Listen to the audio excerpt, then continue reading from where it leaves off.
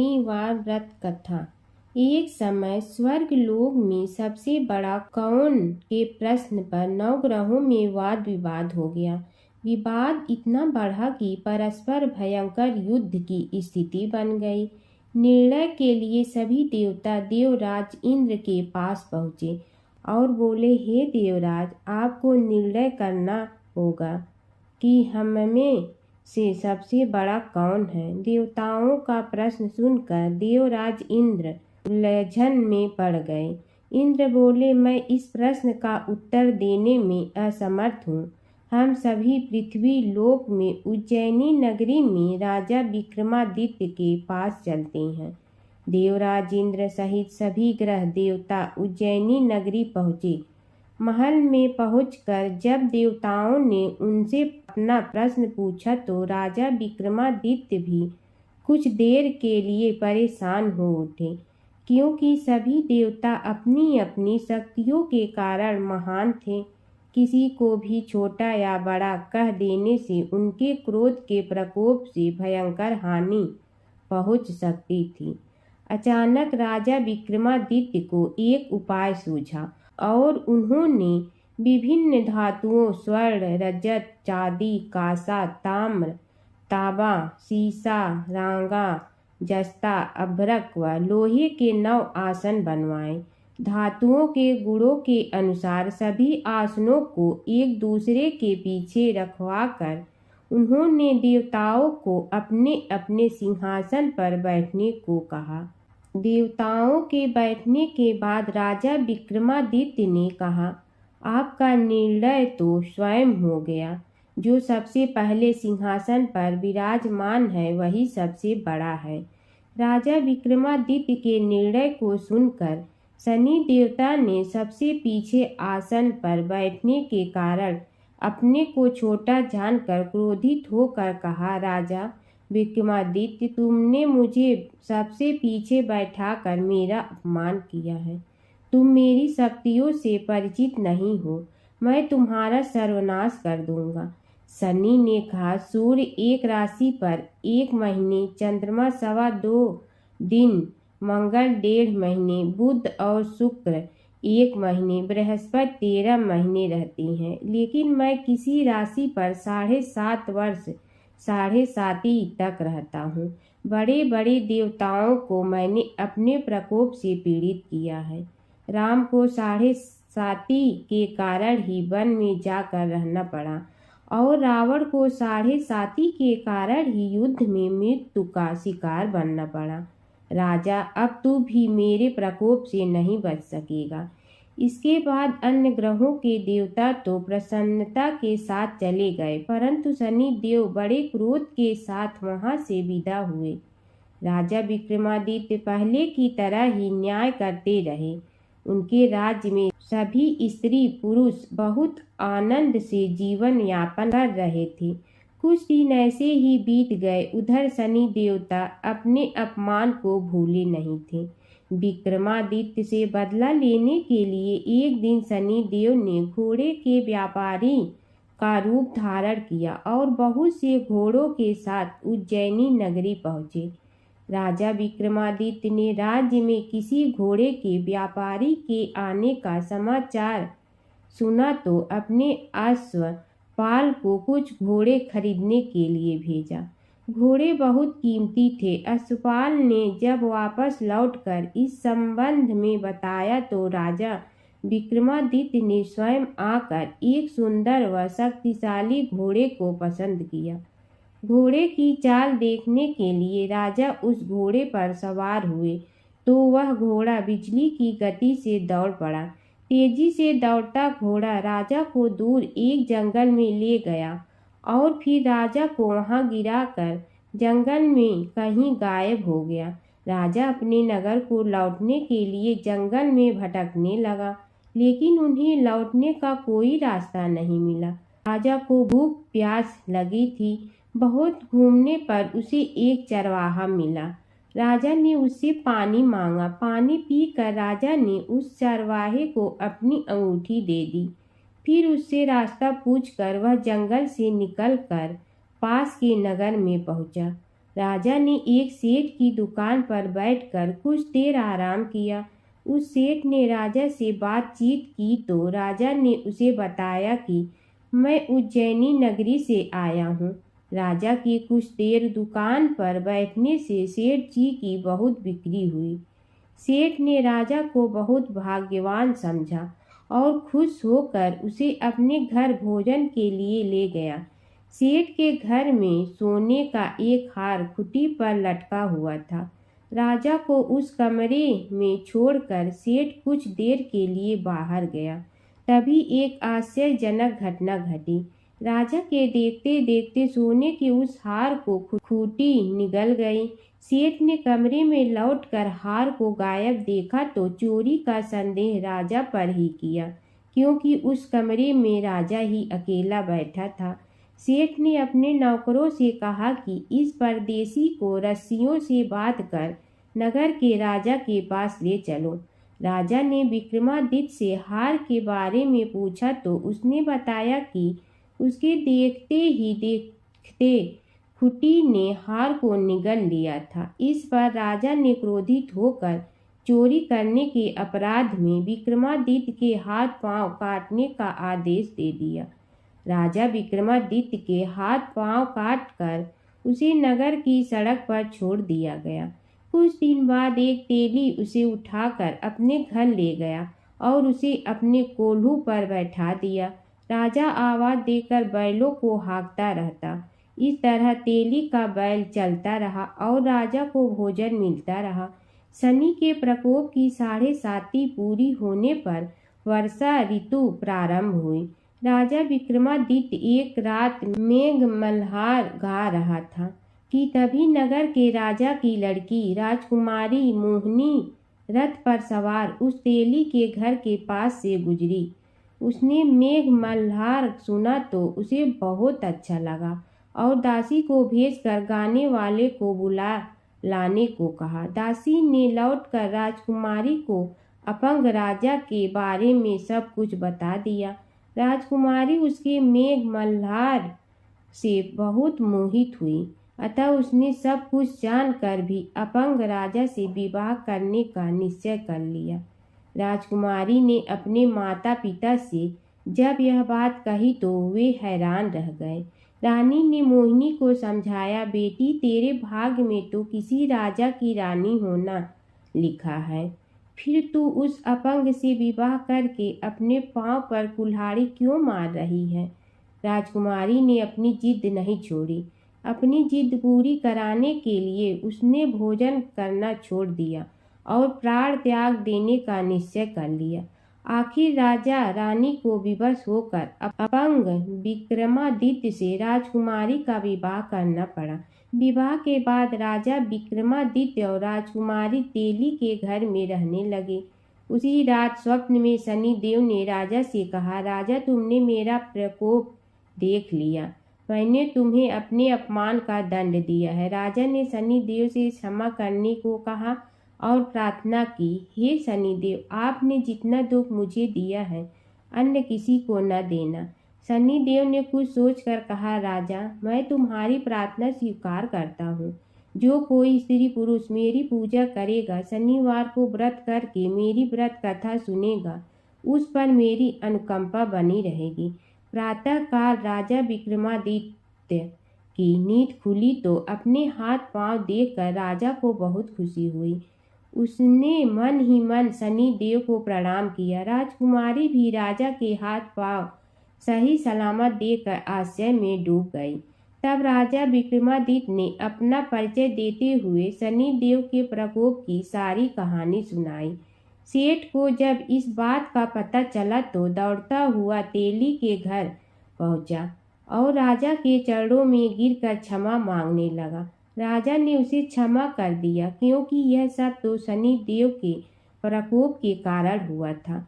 सेठ राजा को अपने घर ले गया और उसे भोजन कराया। भोजन करते समय वहाँ एक आश्चर्यजनक घटना घटी। सबके देखते देखते उस खूंटी ने हार उगल दिया।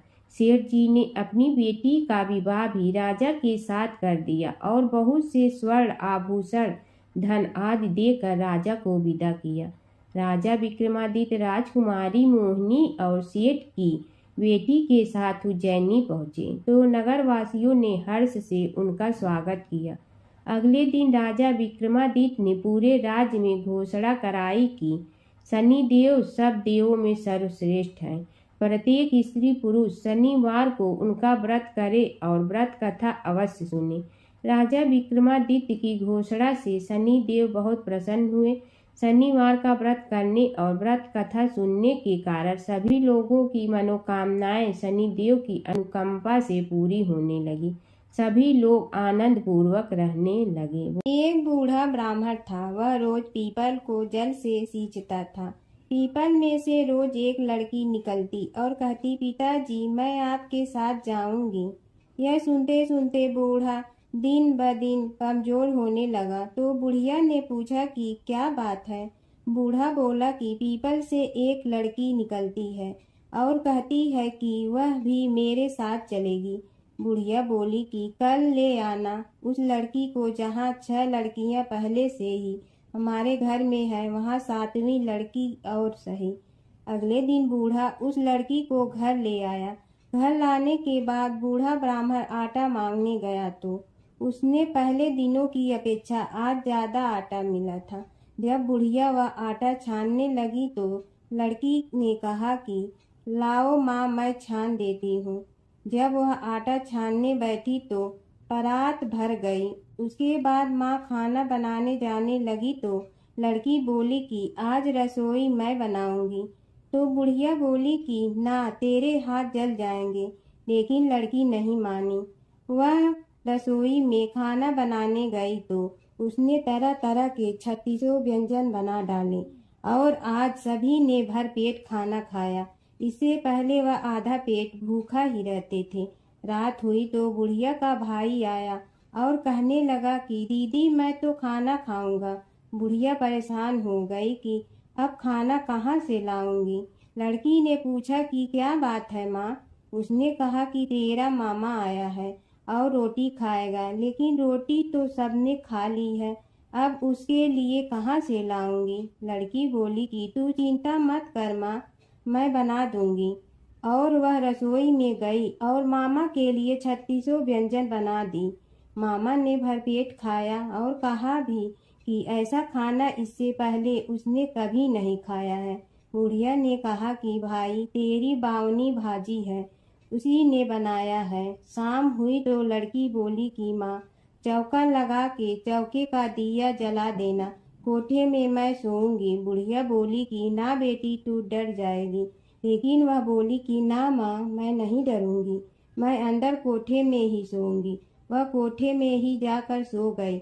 आधी रात को लड़की उठी और चारों ओर आंख मारी तो धन ही धन हो गया। वह बाहर जाने लगी तो एक बूढ़ा ब्राह्मण सो रहा था। उसने देखा तो कहा कि बेटी तू कहाँ चली। लड़की बोली कि मैं तो दरिद्रता दूर करने आई थी, अगर तुम्हें दूर करवानी है तो करवा लो। उसने बूढ़े के घर में भी आँख से देखा तो चारों ओर धन ही धन हो गया। सुबह सवेरे सब उठे तो लड़की को ना पाकर उसे ढूंढने लगे कि पावनी बेटी कहाँ चली गई। बूढ़ा ब्राह्मण बोला कि वह तो लक्ष्मी माता थी, जो तुम्हारे साथ मेरी दरिद्रता भी दूर कर गई। हे लक्ष्मी माता, जैसे आपने उनकी दरिद्रता दूर की वैसे ही सबकी करना। धर्मराज जी की कथा।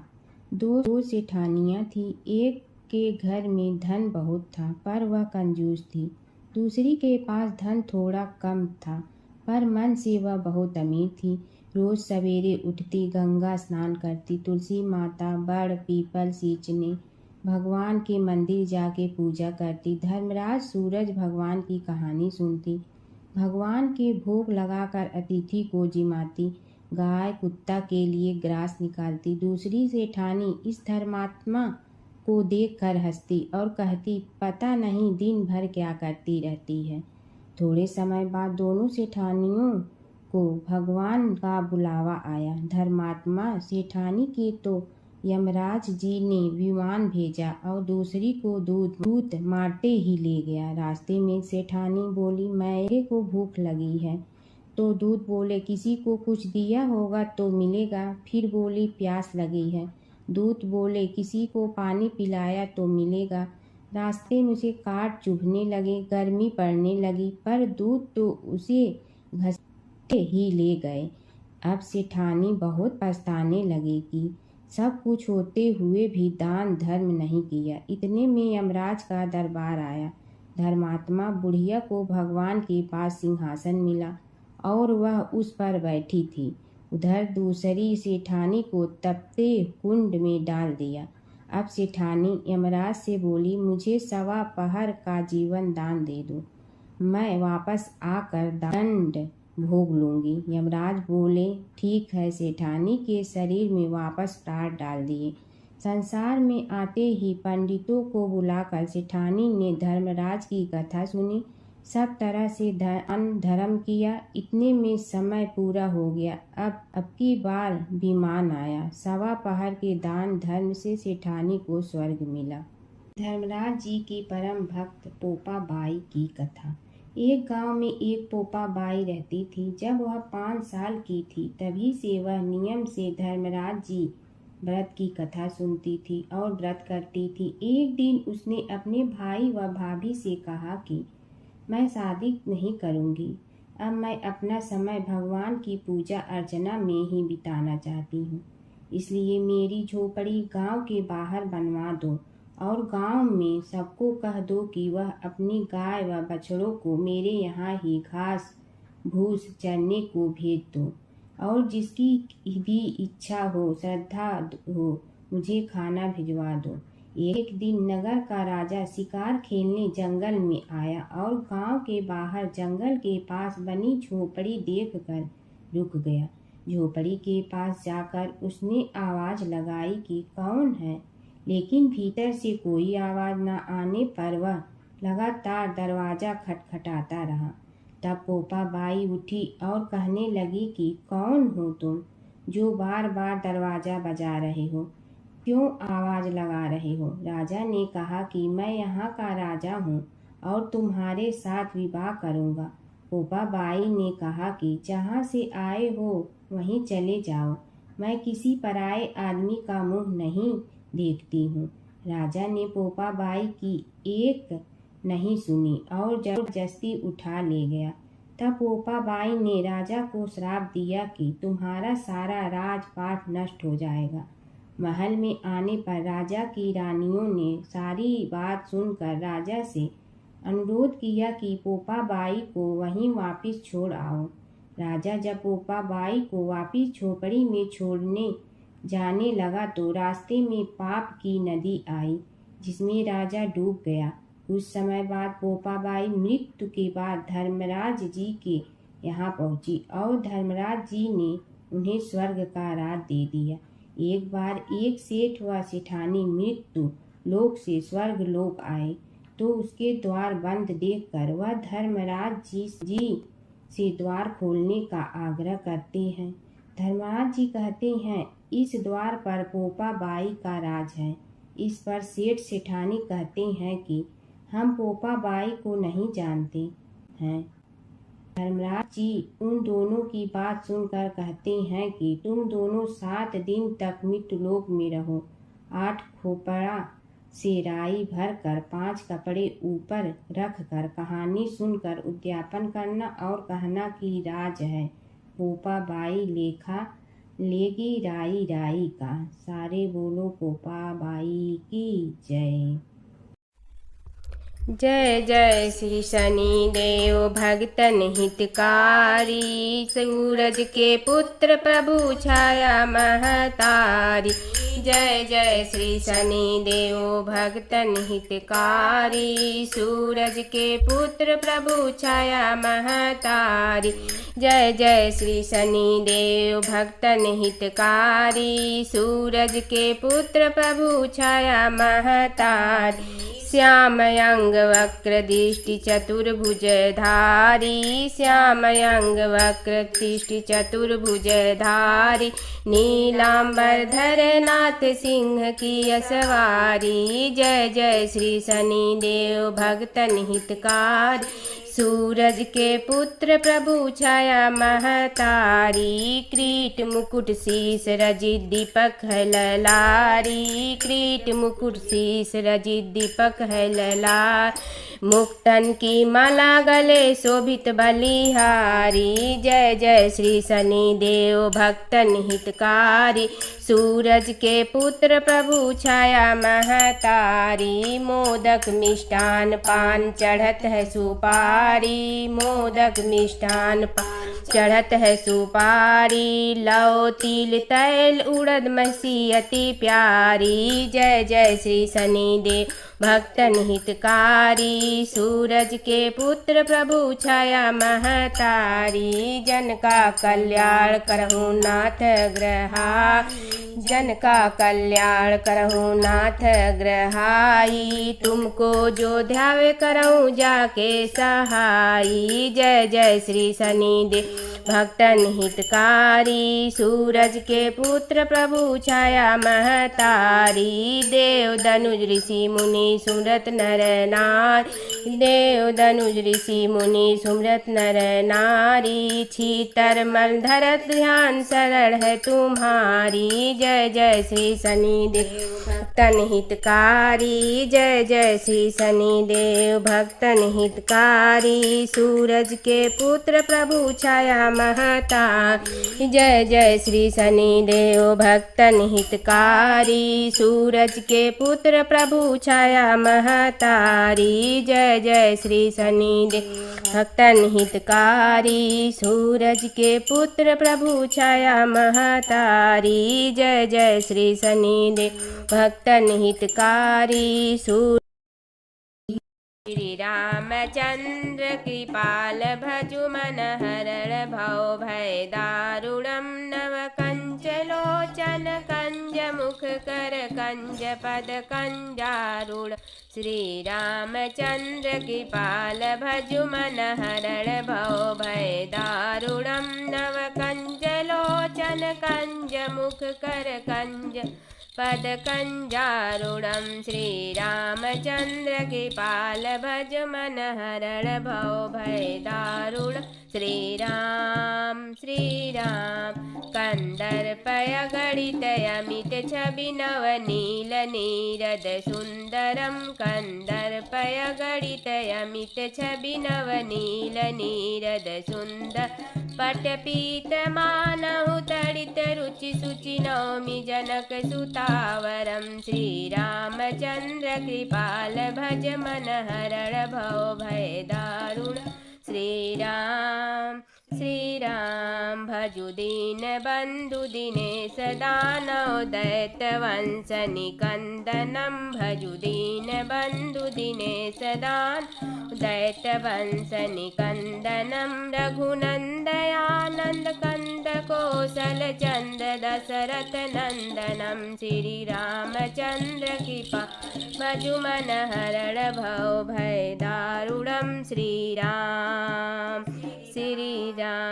सिर मुकुट कुंडल तिलक चारुदार अंग विभूषणम सिर मुकुट कुंडल तिलक अंग विभूषणम आजानुभुज सर चापधर संग्राम जीत खरदूसरम श्री रामचंद्र कृपाल भज हरण भव भय दारुणम श्री राम इति वदति तुलसीदास शंकर शेष मुनि मनरंजनम इति वदति तुलसीदास शंकर शेष मुनि मनरंजनम मम हृदय कंच निवास कुरु कामादि खल दल जनम श्री रामचंद्र कृपाल भजु मन हरण भव भव दारुणम श्री राम मन जाहि राचहु मिलहि सो बरु सहज सुंदर सांवरो मन जाहि राचहु मिलहि सो सहज सुंदर सांवरो करुणा निधान सुजानशील स्नेह जानत रावणो श्री रामचंद्र कृपा भजु मन हरण भव भय दारुणम श्री राम श्री राम। एहि भांति गौरी असीस सुन सिय सहित हिय हरसियली। एहि भांति गौरी असीस सुन सिय सहित हिय हरसियली। तुलसी भवानी पूज पुनि पुनि मुदित मन मंदिर चल। श्री रामचंद्र की पाल भजु मन हरण भय भव दारुणम। श्री राम श्री राम। श्री गौरी जाने अनुकूल सियहि हरस न जात कही। श्री गौरी जाने अनुकूल सियहि हरस न जात कही। मंजल मंगल मूल वाम अंग फरकन लगे। श्री रामचंद्र की पाल भजु हरण भव भय दारुणम। नव कंच लोचन कंज मुख कर कंज पद कंजारुणम। श्री रामचंद्र की पाल हरण भव भय दारुणम। श्री राम बोलो श्री भगवान। एक बार अपने पुत्र के खातिर भगवान शिव और श्री कृष्ण के बीच छिड़ गया था प्रलयंकारी युद्ध। भगवान शिव जहाँ प्रलय के देवता हैं, वहीं श्री कृष्ण पालन करता। दोनों के कारण ही यह जगत सुचारू रूप से चल रहा है और दोनों महाशक्तिशाली हैं। लेकिन कभी आपने सोचा है कि अगर कभी दोनों में युद्ध हुआ तो उसका इस संसार पर क्या असर पड़ेगा और दोनों में से विजयी कौन होगा? चलिए जानते हैं एक पौराणिक कथा जहां इन दोनों के भयंकर युद्ध का वर्णन मिलता है। पौराणिक कथा के अनुसार एक बार राजा बलि के सबसे बड़े पुत्र बाणासुर ने शिवपुत्र कार्तिकेय की सुंदरता से मोहित होकर भगवान शिव का पुत्र बनने की इच्छा जताई। उसने भगवान शिव की कठोर तपस्या की, जिसके बाद शिव जी ने उसे अपने पुत्र के रूप में स्वीकार कर लिया। एक समय ऐसा आया जब बाणासुर की पुत्री उषा को श्री कृष्ण के पुत्र अनिरुद्ध से प्रेम हो गया। उषा की मायावी मित्र अप्सरा चित्रलेखा ने अनिरुद्ध और उषा का गंधर्व विवाह करा दिया। जब बाणासुर को यह बात पता चली तो उसने अनिरुद्ध का अपहरण कर उसे अपना बंदी बना लिया। फिर क्या था, श्री कृष्ण ने अपनी पूरी सेना के साथ बाणासुर की नगरी पर धावा बोल दिया। श्री कृष्ण और बाणासुर का युद्ध। बाणासुर श्री कृष्ण की नारायणी सेना से अकेले नहीं लड़ सकता था, इसलिए उसने भगवान शिव से मदद मांगी। अब युद्ध में श्री कृष्ण की नारायणी सेना के विरुद्ध बाणासुर की सेना के साथ भगवान शिव और कुमार कार्तिकेय भी लड़ रहे थे। युद्ध इतना भयानक था कि एक पल को लगा कि भगवान शंकर ने अग्निशस्त्र से गरुड़ पर सवार श्री कृष्ण, बलराम और प्रद्युम्न मारे गए।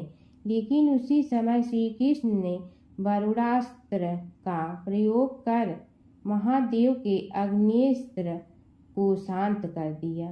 फिर शिव जी के अस्त्रों के जवाब में श्री कृष्ण ने वैष्णवास्त्र का प्रयोग किया, जिससे संपूर्ण जगत अंधकार में डूब गया। गुस्से में भगवान शंकर ने 4 पंखा वाला बाण अपने हाथ में ले लिया तो श्री कृष्ण ने जीभरास्त्र उठाया। इस तरह यह युद्ध समय के साथ विकराल हो गया और इस युद्ध से समस्त सृष्टि में हाहाकार मच गया। तब ब्रह्मा जी को युद्ध रोकने आना पड़ा। उन्होंने दोनों को सारी स्थिति स्पष्ट की कि किस प्रकार उनके युद्ध से संसार का विनाश हो रहा है। उनके समझाने के बाद महादेव युद्ध में पीछे हट गए, लेकिन कार्तिकेय और बाणासुर भगवान श्री कृष्ण से युद्ध करते रहे। जब श्री कृष्ण ने बाणासुर को परास्त किया, अंत में भगवान श्री कृष्ण ने युद्ध में बाणासुर को पराजित करने के लिए अपना सुदर्शन चक्र प्रयोग किया और उसकी मदद से 12 सुर के सहस्त्र भुजाओं को काट डाला। जैसे ही श्री कृष्ण अपने चक्र से उसका वध करने लगे, कार्तिकेय के साथ महादेव वहां फिर से पहुंच गए। लेकिन इस बार उन्होंने युद्ध करने के बजाय श्री कृष्ण से 12 सुर को माफ करने का अनुरोध किया। भगवान शिव ने श्री कृष्ण से कहा कि मैंने इसे अभय दान दिया है, इसलिए अगर आप इसका वध कर देंगे तो मेरा वचन झूठा पड़ जाएगा। शिव जी के ऐसा कहने पर श्री कृष्ण ने 12 सुर को क्षमा कर दिया और अनिरुद्ध उषा सहित अपनी पूरी सेना लेकर वहां से चल दिए। 12 सुर को आज भी अजर अमर माना जाता है और बाद में भगवान शिव के उसे अपने गढ़ों में शामिल कर लिया है। माता सीता की कथा। यह कहानी सीता माता कहती थी और श्री राम इसे सुना करते थे।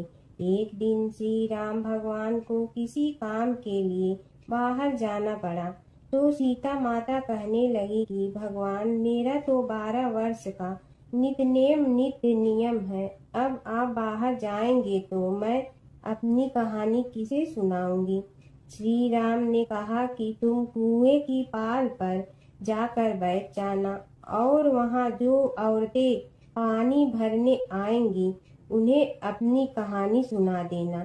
सीता माता कुएं की पाल पर जाकर बैठ जाती हैं। एक स्त्री आई, उसने रेशम की जड़ी की साड़ी पहन रखी थी और सोने का घड़ा ले रखा था। सीता माता उसे देख कहती हैं कि बहन, मेरा 12 वर्ष का नित्य नेम सुन लो। पर वह स्त्री बोली कि मैं तुम्हारा नित्य नेम सुनूंगी तो मुझे घर जाने में देरी हो जाएगी और मेरी सास मुझसे लड़ेंगी। उसने कहानी नहीं सुनी और चली गई। उसकी रेशम जड़ी की साड़ी फट गई, सोने का घड़ा मिट्टी के घड़े में बदल गया। सास ने देखा तो पूछा कि ये किसका दोष अपने सिर लेकर आ गई है। बहू ने कहा कि कुएं पर एक औरत बैठी थी, उसने कहानी सुनने के लिए कहा, लेकिन मैंने सुनी नहीं, जिसका यह फल मिला है।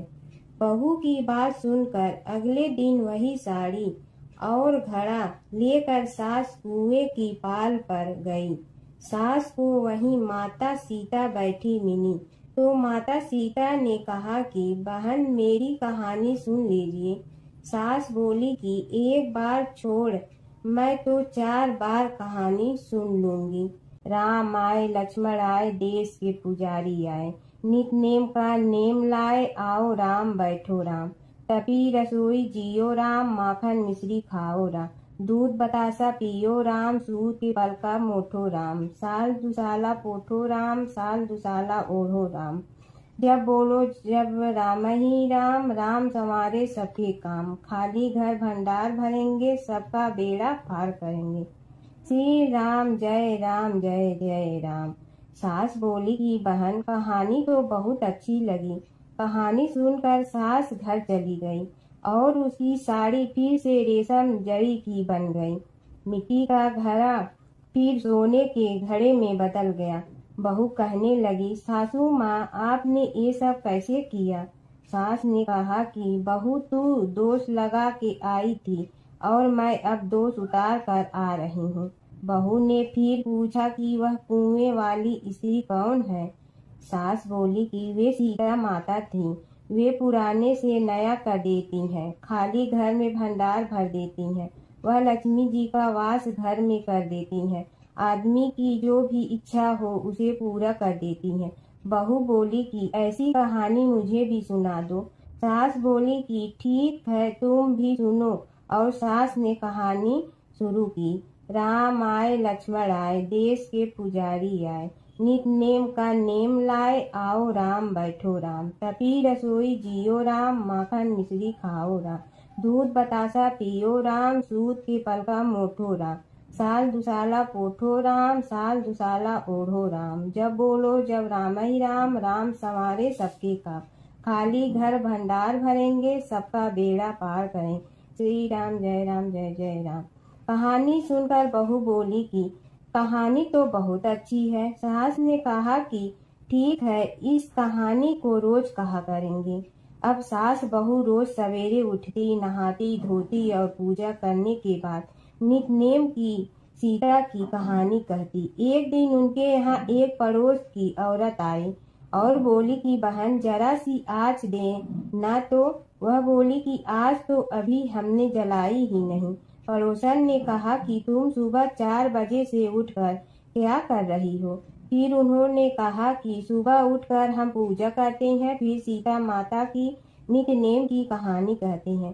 पड़ोसन ने उसी बात सुनकर फिर कहा कि सीता माता की कहानी कहने से तुम्हें क्या मिलता है? वे बोली कि इनकी कहानी कहने से घर में भंडार भर जाते हैं, सारे काम सिद्ध होते हैं, मन की इच्छा भी पूरी हो जाती है। पड़ोसन कहती है कि बहन ऐसी कहानी तो मुझे भी सुना दो। फिर वह बोली कि ठीक है, तुम भी यह कहानी सुन लो। राम आए लक्ष्मण आए, देश के पुजारी आए, नित नेम का नेम लाए, आओ राम बैठो राम। सारी कहानी सुनने के बाद पड़ोसन कहने लगी, बहन कहानी तो मुझे बहुत अच्छी लगी। अब वह पड़ोसन भी नित नेम सीता माता की कहानी कहने लगी। कहानी कहने से सीता माता ने पड़ोसन के भी भंडार भर दिए। अब तो पूरे मोहल्ले में नित नेम की कथा चल पड़ी। हर किसी की मनोकामना पूरी होने लगी। हे सीता माता, जैसे आपने उनके भंडार भरे वैसे ही आप हमारे भी भंडार भरना, सबकी भरना, कहानी सुनने वाले के भी और कहानी कहने वाले के भी। गणेश और बुढ़िया माई की कथा। एक बुढ़िया थी, वह बहुत ही गरीब और दृष्टिहीन थी। उसके एक बेटा और बहू थी। वह बुढ़िया सदैव गणेश जी की पूजा किया करती थी।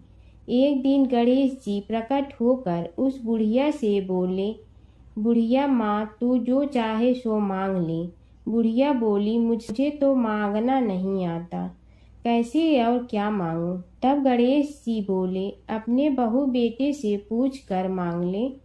तब बुढ़िया ने अपने बेटे से कहा, गणेश जी कहते हैं तू कुछ मांग ले, बता मैं क्या मांगूं? पुत्र ने कहा, माँ तू धन मांग ले। बहू से पूछा तो बहू ने कहा, नाती मांग ले। तब बुढ़िया ने सोचा कि ये तो अपने अपने मतलब की बात कर रहे हैं। अतः उस बुढ़िया ने पड़ोसन से पूछा तो उन्होंने कहा, बुढ़िया तू तो थोड़े दिन जियोगी, क्यों तू धन मांगो और क्यों नाती मांगे? तू तो अपनी आँखों की रोशनी मांग ले, जिससे तेरी जिंदगी आराम से कट जाए। इस पर बुढ़िया बोली, यदि आप प्रसन्न है तो मुझे 9 करोड़ की माया दे, निरोगी काया दे, अमर सुहाग दे, आँखों की रोशनी दे, नाती दे, पोता दे और सब परिवार को सुख दे और अंत में मोक्ष दे। यह सुनकर तब गणेश जी बोले, बुढ़िया माँ, तुमने तो हमें ठग लिया। फिर भी जो तूने मांगा है वचन के अनुसार सब तुझे मिलेगा। और यह कहकर गणेश जी अंतर ध्यान हो गए। उधर बुढ़िया माँ ने जो कुछ मांगा वह सब कुछ मिल गया। हे गणेश जी महाराज, जैसे तुमने उस बुढ़िया माँ को सब कुछ दिया वैसे ही सबको देना। एक समय की बात है कि विष्णु भगवान का विवाह लक्ष्मी जी के साथ निश्चित हो गया। विवाह की तैयारी होने लगी। सभी देवताओं को निमंत्रण भेजे गए, परंतु गणेश जी को निमंत्रण नहीं दिया। कारण जो भी रहा हो, अब भगवान विष्णु की बारात जाने का समय आ गया। सभी देवता अपनी पत्नियों के साथ विवाह समारोह में आए।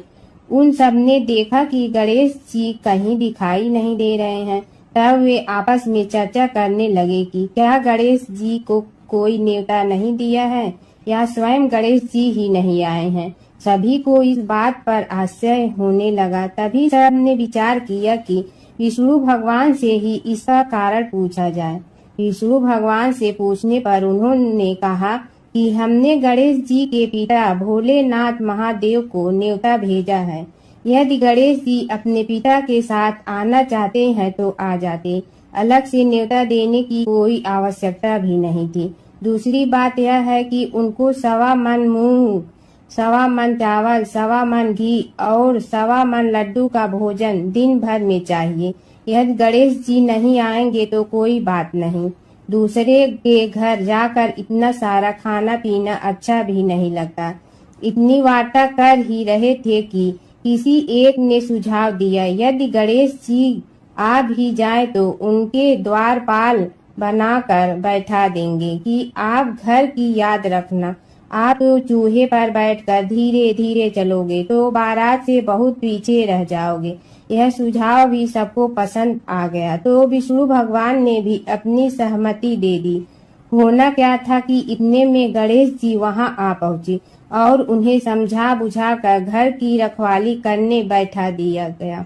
बारात चल रही थी तब नारद जी ने देखा कि गणेश जी तो दरवाजे पर ही बैठे हुए हैं, तो वे गणेश जी के पास गए और रुकने का कारण पूछा। गणेश जी कहने लगे कि विष्णु भगवान ने मेरा बहुत अपमान किया है। नारद जी ने कहने लगे कि अपनी मूसक देना को आगे भेज दे तो वह रास्ता खोद देगी, जिससे उनके वाहन धरती में धंस जाएंगे। तब आपको सम्मान पूर्वक बुलाना पड़ेगा। अब तो गणेश जी ने अपनी मूसक सेना जल्दी से आगे भेज दी और सेना ने जमीन पोली कर दी। जब बारात वहां से निकली तो रथों के पहिए धरती में धंस गए। लाख कोशिश करे परंतु पहिए नहीं निकले। सभी ने अपने अपने उपाय किए परंतु पहिए तो नहीं निकले, बल्कि जगह जगह से टूट गए। किसी की समझ में नहीं आ रहा था कि अब क्या किया जाए। तब तो नारद जी ने कहा, आप लोगों ने गणेश जी का अपमान करके अच्छा नहीं किया। यदि उन्हें मना कर लाया जाए तो आपका कार्य सिद्ध हो सकता है और यह संकट टल सकता है। शंकर भगवान ने अपने दूत नंदी को भेजा और वे गणेश जी को लेकर आए। गणेश जी का आदर सम्मान के साथ पूजन किया। तब कहीं रथ के पहिए निकले। अब रथ के पहिए निकल के परंतु टूट गए तो उन्हें सुधारे गए। पास के खेत में खाती काम कर रहा था, उसे बुलाया गया। खाती अपना कार्य करने के पहले श्री गणेशाय नमः कहकर गणेश जी की वंदना मन ही मन करने लगा। देखते ही देखते खाती ने सभी पहियों को ठीक कर दिया। तब खाती कहने लगा कि हे देवताओं, आपने सर्वप्रथम गणेश जी को नहीं मनाया होगा और न ही उनकी पूजन की होगी, इसीलिए तो आपके साथ यह संकट आया है। हम तो मूर्ख अज्ञानी हैं, फिर भी पहले गणेश जी को पूजते हैं, उनका ध्यान करते हैं। आप लोग तो देवतागण हैं, फिर भी आप गणेश जी को कैसे भूल गए। अब आप लोग भगवान श्री गणेश जी की जय बोल कर जाएं तो आपके सब काम बन जाएंगे और संकट कट जाएंगे। ऐसा कहते हुए बारात वहां से चल दी और विष्णु भगवान को लक्ष्मी जी के साथ विवाह संपन्न करा के सभी सकुशल घर लौट आए। हे गणेश जी महाराज, आपने विष्णु को जैसे कारज सारियो ऐसे कारज सबको सिद्ध कर जो। बोलो गजानन भगवान की जय। प्राचीन काल की बात है। नैमिषारण्य क्षेत्र में ऋषि, महर्षि और साधु संतों का समाज जुड़ा था। उसमें श्री सूत जी भी विद्यमान थे। शौनक जी ने उनकी सेवा में उपस्थित होकर निवेदन किया कि हे अज्ञान रूप घोर तिमिर को नष्ट करने में करोड़ों सूर्यों के समान प्रकाशमान श्री सूत जी हमारे कानों के लिए अमृत के समान जीवन प्रदान करने वाले कथा तत्व का वर्णन कीजिए। हे सूत जी, हमारे हृदयों में ज्ञान के प्रकाश की वृद्धि तथा भक्ति, वैराग्य और विवेक की उत्पत्ति जिस कथा से हो सकती हो वह हमारे प्रति कहने की कृपा कीजिए।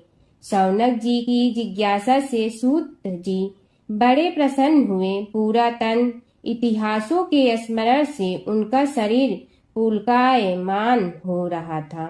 वे कुछ देर उसी स्थिति में विराजमान रहकर कुछ विचार करते रहे और अंत में बोले, शौनक जी, इस विषय में आपके चित्त में बड़ी जिज्ञासा है। आप धन्य हैं जो सदैव ज्ञान की प्राप्ति में तत्पर रहते हुए विभिन्न पुराण कथाओं की जिज्ञासा रखते हैं। आज मैं आपको ज्ञान के परम स्रोत रूप श्री गणेश जी का जन्म कर्म रूप चरित्र सुनाऊंगा। गणेश जी से ही सभी ज्ञानों सभी विद्याओं का उद्भव हुआ है। अब आप सावधान चित्त से विराजमान हो। श्री गणेश जी के ध्यान और नमस्कार पूर्वक उनका चरित्र श्रवण करें। नमस्तस्मै गणेशाय ब्रह्मा विद्या प्रदायिनी यनागस्त्यसमः साक्षात विघ्न सागर सोसड़े। कैसे हैं वे श्री गणेश जो सभी प्रकार की ब्रह्म विद्याओं को प्रदान करने वाले अर्थात ब्रह्मा के सगुण और निर्गुण स्वरूप पर प्रकाश डालने और जीव ब्रह्मा का अभेद प्रतिपादन करने वाली विद्याओं के दाता हैं। वे विघ्नों के समुद्रों को महर्षि अगस्त्य के समान शोषण करने में समर्थ हैं। इसलिए उनका नाम विघ्न सागर शोषक के नाम से प्रसिद्ध है। मैं उन भगवान श्री गणेश जी को नमस्कार करता हूँ। प्रथम पूजा के अधिकारी श्री गणेश जी यह कहकर सूत जी कुछ समय के लिए मौन हो गए और फिर बोले, शौनक जी, भगवान गणेश जी ही सर्वप्रथम पूजा प्राप्ति के अधिकारी हैं।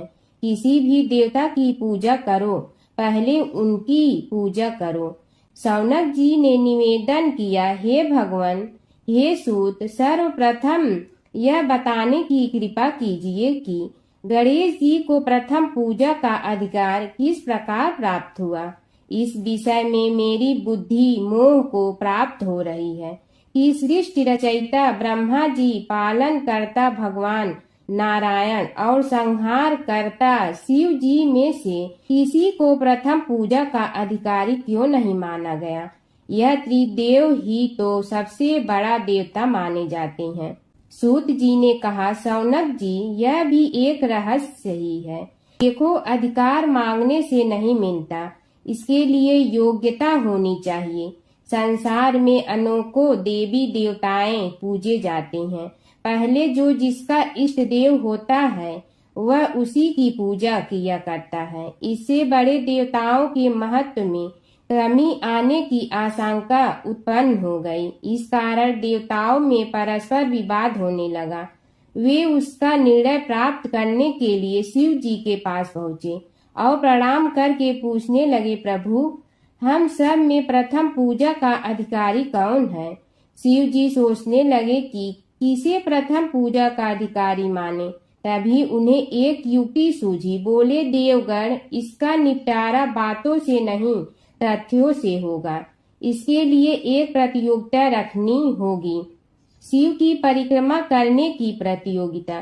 देवगण उनका मुख देखने लगे, शंकित हृदय से सोचने लगे कि कैसी प्रतियोगिता रहेगी। यह शिव जी ने उनके मन के भाव ताड़ लिए, इसलिए सांत्वना भरे शब्दों में बोले, घबराओ मत, कोई कठिन परीक्षा नहीं ली जाएगी। बस इतना ही कि सभी अपने अपने वाहनों पर चढ़कर संसार की परिक्रमा करो और फिर यहाँ लौट आओ। जो पहले लौटेगा वही सर्वप्रथम पूजा का अधिकारी होगा। अब क्या देर थी, सभी अपने अपने वाहन पर चढ़कर दौड़ पड़े। किसी का वाहन गजराज था तो किसी का सिंह, किसी का भैंसा तो किसी का मृग, किसी का हंस तो किसी का उल्लू, किसी का अश्व तो किसी का श्वान। अभिप्राय यह है कि वाहनों को विविधता के दर्शन उस समय जितने भले प्रकार से हो सकते थे उतने अन्य समय में नहीं। सबसे गया बीता वाहन गणेश जी का था मूषक, उससे चूहा भी कहते हैं। ऐसे वाहन के बल भरोसे इस प्रतियोगिता में सफल होना तो क्या, सम्मिलित होना भी हास्यास्पद है। गणेश जी ने सोचा, छोड़ो, क्या होगा प्रतियोगिता में भाग लेने से, हम तो यहाँ बैठे रहकर ही तमाशा देखेंगे। वे बहुत देर तक विचार करते रहे। अंत में उन्हें एक युक्ति सूझी। शिव जी स्वयं ही जगदाता हैं, यह संसार उन्हीं का प्रतिबिंब है, तब क्यों न इन्हीं की परिक्रमा कर ली जाए। इनकी परिक्रमा करने से ही संसार की परिक्रमा हो जाएगी। ऐसा निश्चय कर उन्होंने मूषक पर चढ़कर शिव जी की परिक्रमा की और उनके समक्ष जा पहुँचे। शिव जी ने कहा, तुमने परिक्रमा पूर्ण कर ली? उन्होंने उत्तर दिया, जी हाँ। शिव जी सोचने लगे कि इसे तो यहीं घूमते हुए देखा, फिर परिक्रमा कैसे कराया। देवताओं का परिक्रमा करके लौटना आरंभ हुआ और उन्होंने गणेश जी को वहां बैठे देखा तो माथा ठनक गया। फिर भी साहस करके बोले, अरे तुम विश्व की परिक्रमा के लिए नहीं गए? गणेश जी ने कहा, अरे मैं कब का यहाँ आ गया। देवता बोले, तुम्हें तो कहीं भी नहीं देखा।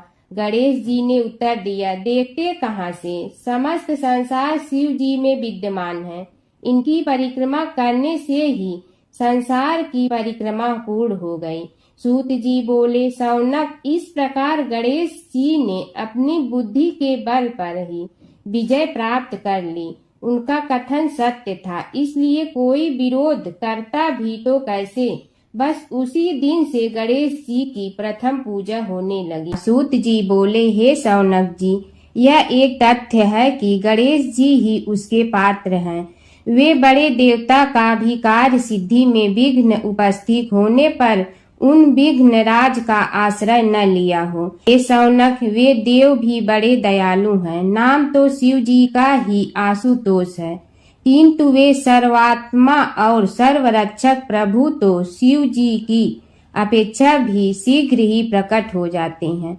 उनका भक्त कभी किसी संकट में नहीं पड़ता।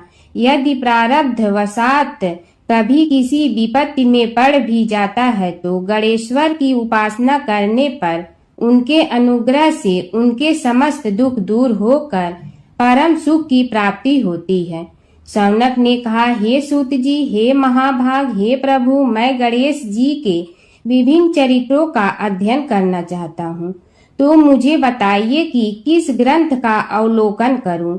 हे दयामय, आपको तो उनके समस्त चरित्र विदित है कि यदि आप ही उन्हें सुनाने की कृपा करें तो मेरा अत्यधिक उपकार होगा।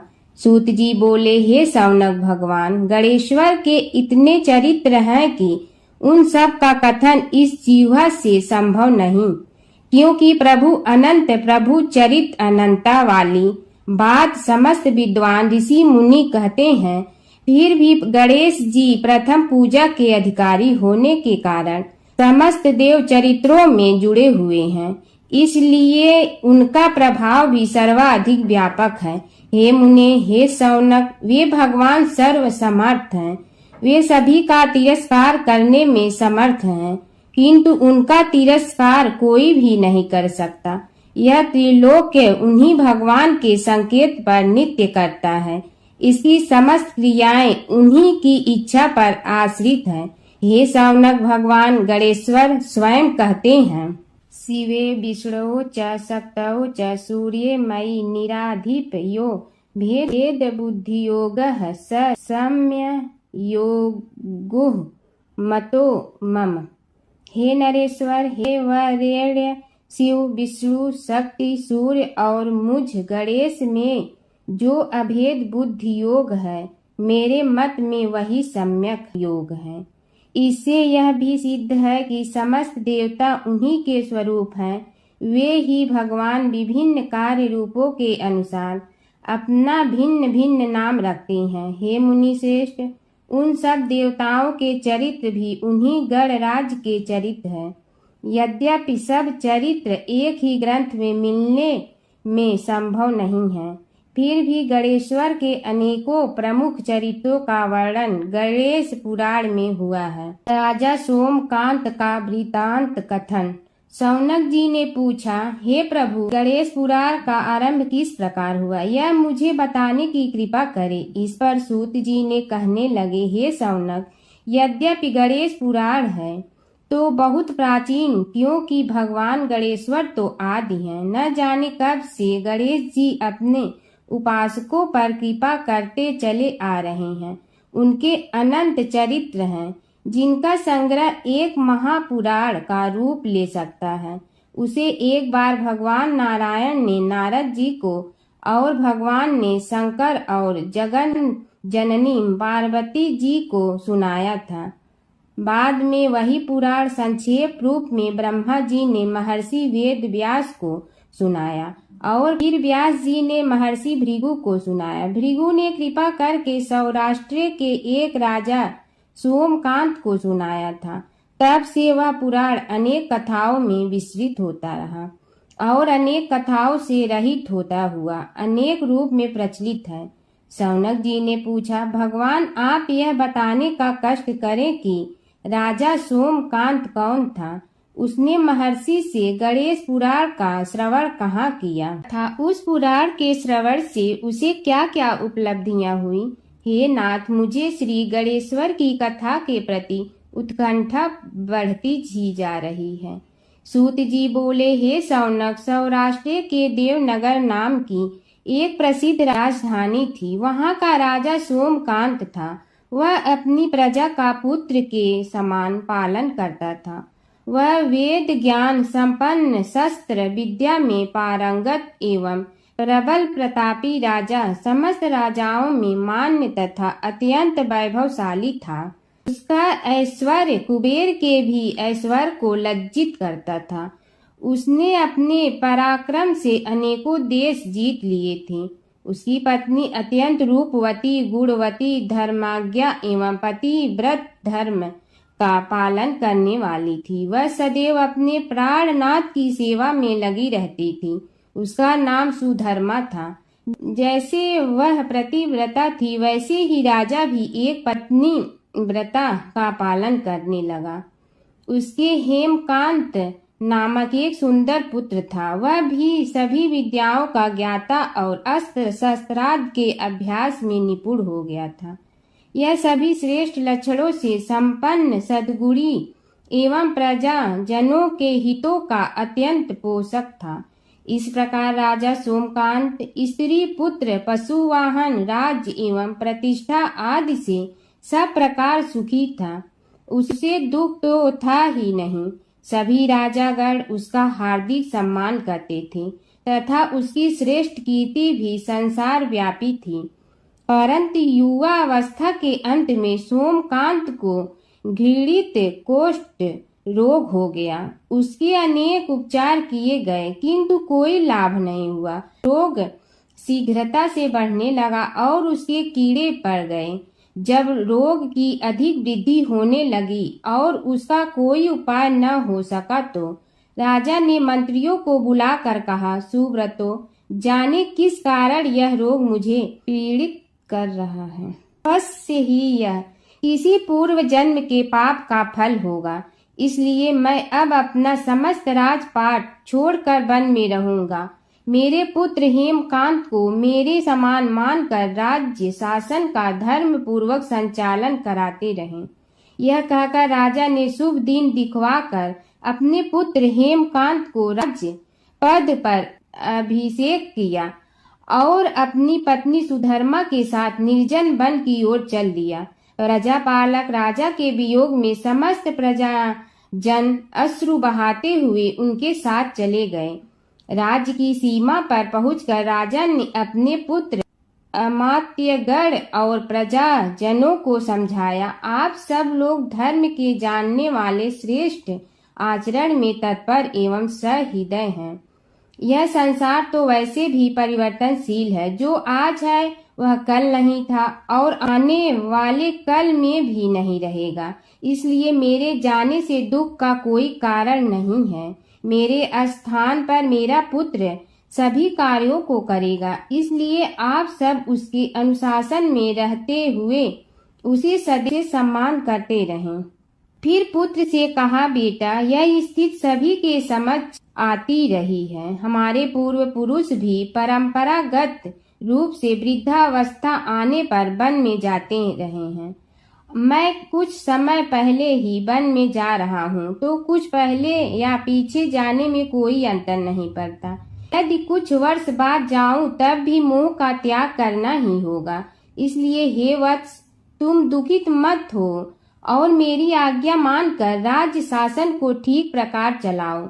ध्यान रखना, क्षत्रिय धर्म का कभी त्याग न करना और प्रजा को सदा सुखी रखना।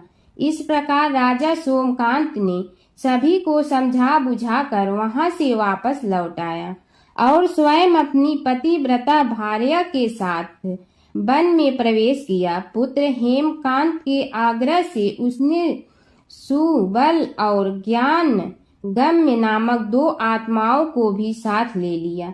उन सब ने एक समतल एवं सुंदर स्थान देखकर वहां विश्राम किया। तभी उन्हें एक मुनि कुमार दिखाई दिया। राजा ने उससे पूछा, तुम कौन हो, कहाँ रहते हो? यदि उचित समझो तो मुझे बताओ। मुनि बालक ने कोमल बाड़ी में कहा, मैं महर्षि भृगु का पुत्र हूँ। मेरा नाम च्यवन है। हमारा आश्रम निकट में ही है। अब आप भी अपना परिचय दीजिए। राजा ने कहा, मुनि कुमार, आपका परिचय पाकर मुझे बड़ी प्रसन्नता हुई। मैं सौराष्ट्र के देवनगर नामक राज्य का अधिपति रहा हूँ। अब अपने पुत्र को राज्य देकर मैंने अरण्य की शरण ली है। मुझे कुष्ठ रोग अत्यंत पीड़ित किए हुए हैं। उसकी निवृत्ति का कोई उपाय करने वाला हो तो कृपा कर मुझे बताइए। मुनि कुमार ने कहा, मैं अपने पिताजी से अपना वृतांत कहता हूँ, फिर वे जैसा कहेंगे आपको बताऊंगा। यह कहकर मुनि बालक चला गया और कुछ देर में ही आकर बोला, राजन, मैंने आपका वृतांत अपने पिताजी को बताया। उनकी आज्ञा हुई है कि आप सब मेरे साथ आश्रम में चलकर उनसे भेंट करें, तभी आपके रोग के विषय में भी विचार किया जाएगा। राजा सोमकांत के पूर्व जन्म का वृत्तांत भृगु द्वारा वर्णन। राजा अपनी पत्नी और अमात्यों के सहित च्यवन के साथ साथ भृगु आश्रम में जा पहुंचा और उन्हें प्रणाम कर बोला, हे भगवान, हे महर्षि, मैं आपकी शरण हूँ। आप मुझ कुष्ठी पर कृपा कीजिए। महर्षि बोले, राजन, यह तुम्हारे किसी पूर्व जन्म कृत पाप का ही उदय हो गया है। इसका उपाय मैं विचार करके बताऊंगा। आज तो तुम सब स्नान आज से निवृत्त होकर रात्रि विश्राम करो। महर्षि की आज्ञा अनुसार सबने स्नान भोजन आदि के उपरांत रात्रि व्यतीत की और प्रातः काल स्नान आदि नित्य कर्मों से निवृत्त होकर महर्षि की सेवा में उपस्थित हुए। महर्षि ने कहा, राजन, मैंने तुम्हारे पूर्व जन्म का वृतांत जान लिया हूँ और यह भी विदित कर लिया है कि किस पाप के फल से तुम्हें इस रोग की प्राप्ति हुई है। यदि तुम चाहो तो उसे सुना दूं। राजा ने हाथ जोड़कर निवेदन किया, बड़ी कृपा होगी मुनिनाथ, मैं उसे सुनने के लिए उत्कंठित हूँ। महर्षि ने कहा, तुम पूर्व जन्म में एक धनवान वैश्य के लाडले पुत्र थे। वह वैश्य विंध्याचल के निकट कौलहार नामक ग्राम में निवास करता था। उसकी पत्नी का नाम सुलोचना था। तुम उसी वैश्य दंपत के पुत्र हुए। तुम्हारा नाम कामद था। तुम्हारा लालन पालन बड़े लाड चाव से हुआ।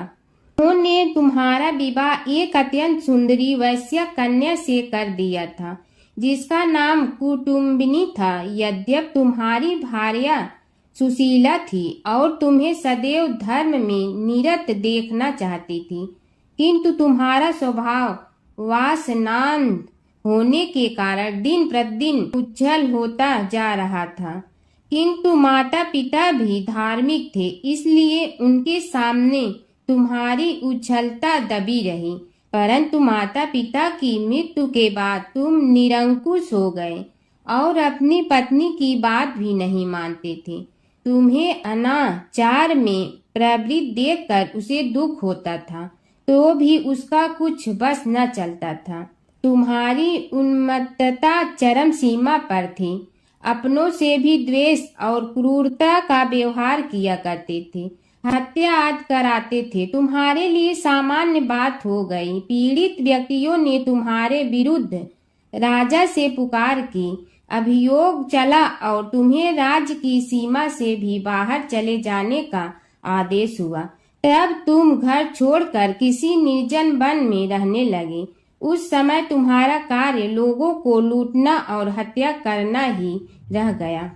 एक दिन मध्याह्न काल था। गुणवर्धक नामक एक विद्वान ब्राह्मण उधर से निकला। बेचारा अपनी पत्नी को लिवाने के लिए ससुराल जा रहा था। तुमने उस ब्राह्मण युवक को पकड़कर लूट लिया।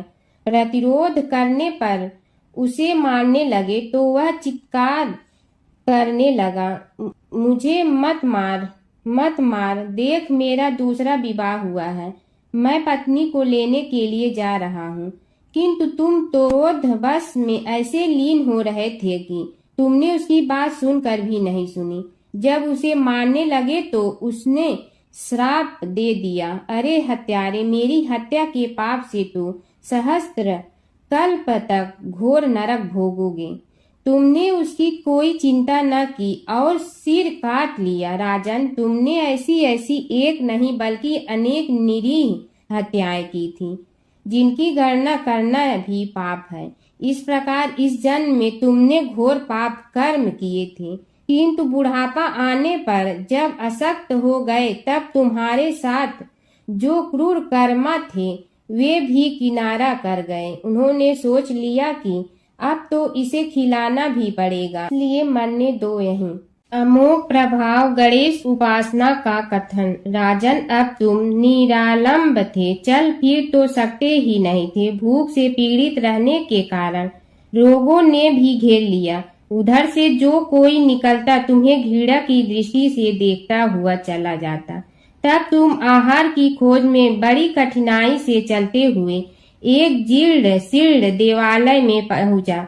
उसमें भगवान गणेश्वर की प्रतिमा विद्यमान थी। तब न जाने किस पुण्य के उदय होने से तुम्हारे मन में गणेश जी के प्रति भक्ति भाव जागृत हुआ।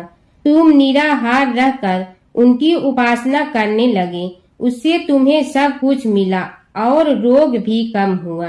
राजन, तुमने अपने साथियों की दृष्टि बचाकर बहुत सा धन एक स्थान पर गाड़ दिया था। अब तुमने उस धन को उसे देवालय के जीर्णोद्धार में लगाने का निश्चय किया। शिल्पी बुलाकर उस मंदिर को सुंदर और भव्य बनवा दिया। इस कारण कुख्याति सुख्याति में बदलने लगी। फिर यथा समय तुम्हारी मृत्यु हुई। यमदूतों ने पकड़कर तुम्हें यमराज के समक्ष उपस्थित किया। यमराज तुमसे बोले, जीव, तुमने पाप और पुण्य दोनों ही किए हैं और दोनों का ही भोग तुम्हें भोगना है, किंतु पहले पाप का फल भोगना चाहते हो पुण्य का। इसके उत्तर में तुमने प्रथम अपने पुण्य कर्मों के भोग की इच्छा प्रकट की और इसीलिए उन्होंने तुम्हें राजकुल में जन्म लेने के लिए भेज दिया। पूर्व जन्म में तुमने भगवान गणाध्यक्ष का सुंदर एवं भव्य मंदिर बनवाया था, इसलिए तुम्हें सुंदर देह की प्राप्ति हुई। यह कहकर महर्षि भृगु कुछ रुके। उन्होंने देखा कि राजा को इस वृतांत पर शंका हो रही है। तभी महर्षि के शरीर में असंख्य विकराल पक्षी उत्पन्न होकर राजा की ओर झपटे। उनकी चोंच बड़ी तीक्ष्ण थी, जिनसे वे राजा के शरीर को नोच नोच कर खाने लगे। उसके कारण उत्पन्न असहनीय पीड़ा से व्याकुल हुए राजा ने महर्षि के समक्ष हाथ जोड़कर निवेदन किया, प्रभु, आपका आश्रम तो समस्त द्वेष आदि से परे है और यहाँ मैं आपकी शरण में बैठा हूँ। तब यह पक्षी मुझे आकर ही क्यों पीड़ित कर रहे हैं? हे मुनिनाथ, इनसे मेरी रक्षा कीजिए। महर्षि ने राजा के अंतर्वचन सुनकर सांत्वना देते हुए कहा, राजन, तुमने मेरे वचनों में शंका की थी और जो मुझ सत्यवादी के कथन में शंका करते हैं उसे खाने के लिए मेरे शरीर से इसी प्रकार पक्षी प्रकट हो जाते हैं, जो कि मेरे हुंकार करने पर भस्म हो जाया करते हैं।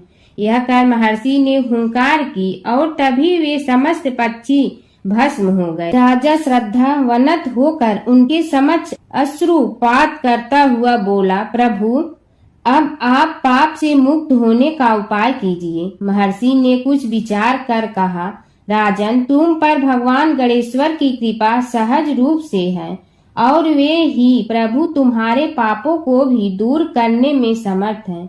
इसलिए तुम उनके पाप नाशक चरित्रों का श्रवण करो। गणेश पुराण में उनके चरित्रों का भले प्रकार वर्णन हुआ है। अतएव तुम श्रद्धा भक्ति पूर्वक उसी को सुनने में चित्त लगाओ। राजा ने प्रार्थना की, महामुनि, मैंने गणेश पुराण का नाम भी आज तक नहीं सुना, तो उनके सुनने का सौभाग्य कैसे प्राप्त कर सकूंगा। हे नाथ, आपसे अधिक ज्ञानी और प्रकांड विद्वान और कौन हो सकता है। आप ही मुझ पर कृपा कीजिए। महर्षि ने राजा की दीनता देखकर उसके शरीर पर अपने कमंडल का मंत्रपूत जल छिड़का। तभी राजा को एक छींक आई और नासिका से एक अत्यंत छोटा काले वर्ण का पुरुष बाहर निकल आया। देखते देखते वह बढ़ गया। उसके भयंकर रूप को देखकर राजा कुछ भयभीत हुआ, किंतु समस्त आश्रमवासी वहां से भाग गए। वह पुरुष महर्षि के समक्ष हाथ जोड़कर खड़ा हो गया। उन्हें उसकी ओर देखा और कुछ उच्च स्वर में बोले, तू कौन है, क्या चाहता है। वह बोला, मैं साक्षात पाप हूँ, समस्त पापियों के शरीर में मेरा निवास है। आपके मंत्रपूत जल के स्पर्श से मुझे विवश होकर राजा के शरीर से बाहर निकलना पड़ा है। अब मुझे बड़ी भूख लगी है, बताइए क्या खाऊं और कहाँ रहूं।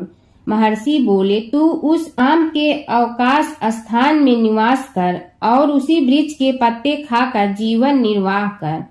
यह सुनते ही वह पुरुष आम के वृक्ष के पास पहुंचा, किंतु उसके स्पर्श मात्र से वह वृक्ष जलकर भस्म हो गया। फिर जब पाप पुरुष को रहने के लिए कोई स्थान दिखाई न दिया तो वह भी अंतर्हित हो गया।